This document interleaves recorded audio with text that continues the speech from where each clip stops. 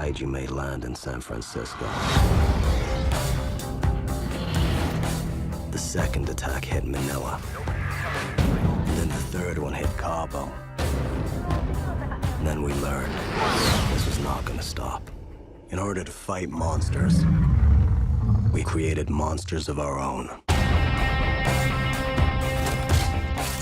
We needed a new weapon. The Jaeger program was born.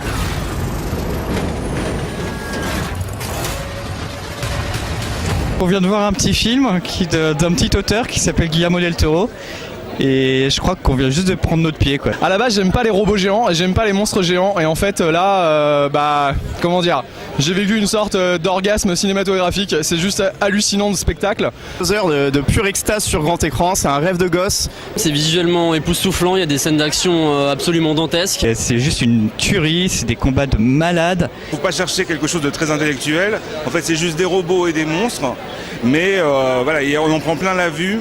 C'est complètement maîtrisé au niveau de la narration. Il y a plein de références, Spielberg, Amblin, Twister, c'est oufissime, Evangelion évidemment, enfin tous les mangas mecha japonais. Ensuite, c'est plutôt au niveau du scénario que ça pêche un peu, au niveau de la dramaturgie, c'est du déjà vu, c'est pas super bien écrit et finalement pas si original. J'ai trouvé ça sympa mais pas extraordinaire parce que déjà c'est trop long. Enfin, personnellement, à mon avis, j'ai trouvé le film beaucoup trop long.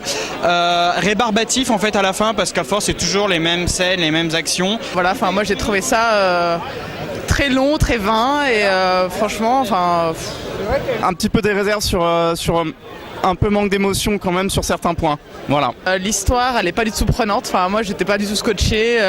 On s'attend à la fin à des kilomètres. Il y a quelques incohérences, il y a des trucs tu te demandes pourquoi ils les ont pas sortis plus tôt, mais il y a une montée en puissance et techniquement c'est fabuleux quoi. J'ai trouvé que paradoxalement le film n'en montrait pas assez. C'est-à-dire que quand il y a des scènes de destruction de villes, en fait, on profite pas de toutes ces villes qui se font détruire en fait à fond parce qu'on est à fond dans le combat. Même si effectivement il va pas très très loin en fait dans le côté sombre, dans la complexité du scénario, mais par contre on en prend vraiment plein la vue, c'est vraiment du grand spectacle. Donc c'est un bon divertissement qui aurait pu être excellent avec un meilleur travail scénaristique.